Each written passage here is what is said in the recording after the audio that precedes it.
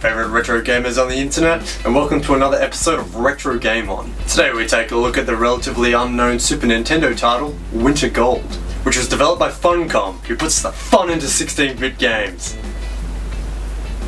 Probably not the actual slogan, but who cares, let's just roll with it. In fact, this game is so unknown that I didn't know anything about it till I brought it and played it when I got home. It's just one of those things I picked up for the hell of it. Winter Gold is, in an elemental sense, an Olympics game. Yes, those bastard things. This particular title is based off the Winter Olympics, which is so subtly hinted at in the title. This one is different though, all coming down to its spit out perfectly good beer, surprisingly awesome graphics. Wow, look at that! Standout point for Winter Gold is just how ridiculously good the graphics are when you consider that it's a Super Nintendo game. The reasoning for this is because it uses the final GSUS revision of the Super FX chip, only also used with Super Mario World 2 and Doom. It's in there somewhere.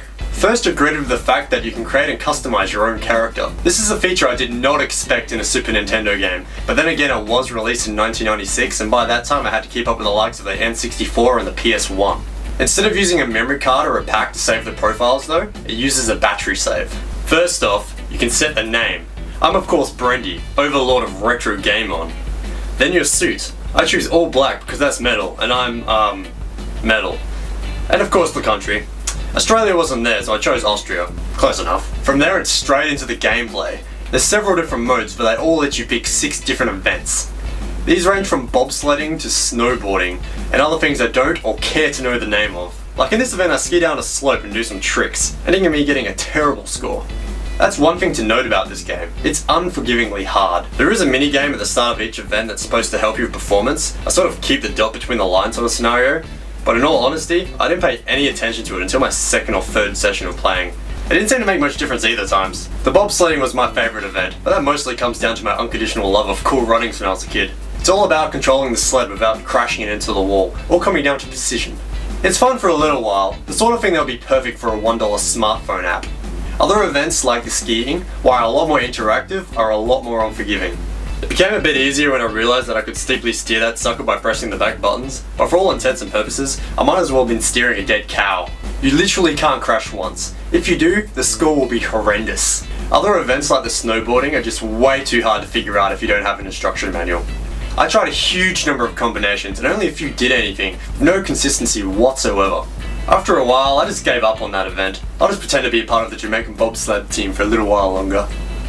The more you play this game, the more it becomes apparent that it's a graphical facade. A lot more effort has been put into the graphics rather than the actual gameplay, which is something I usually bitch about with current generation games. Because of this, the game becomes really boring really quickly. I played for about 15 minutes before the graphics lost their wow factor, and then it just became shit. When I first played this, I likened the art style to a 1990s pop video. I was halfway there. The art style is based off an Amiga tech demo called State of the Art by Spaceballs. This is basically dancing silhouettes of ladies morphing into shapes, while an electro soundtrack thumps in the background, mixed in with other random images of stuff. All very 90s indeed, but I still found it cool nonetheless, and it makes the game above forgettable. Winter Gold is a PAL only release, which is a bit odd really. Usually the region exclusives are the other way around. But hey, us PAL kids will give you Winter Gold if you NTSC scoundrels give us Katamari Damacy. Katamari Damacy? Damacy?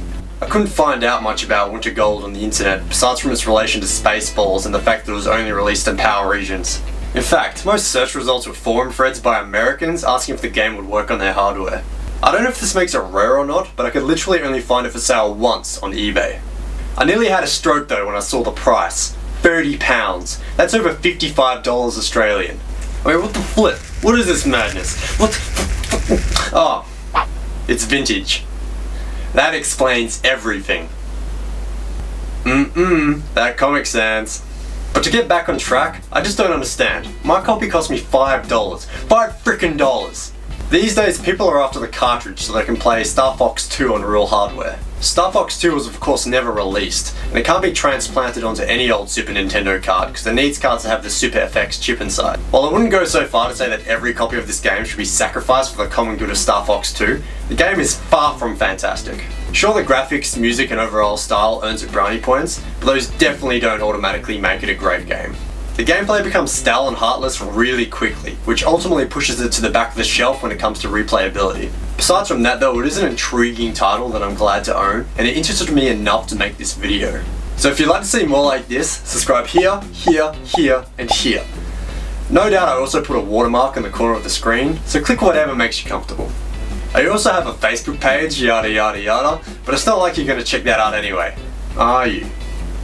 But as always, danke, and thank you for watching.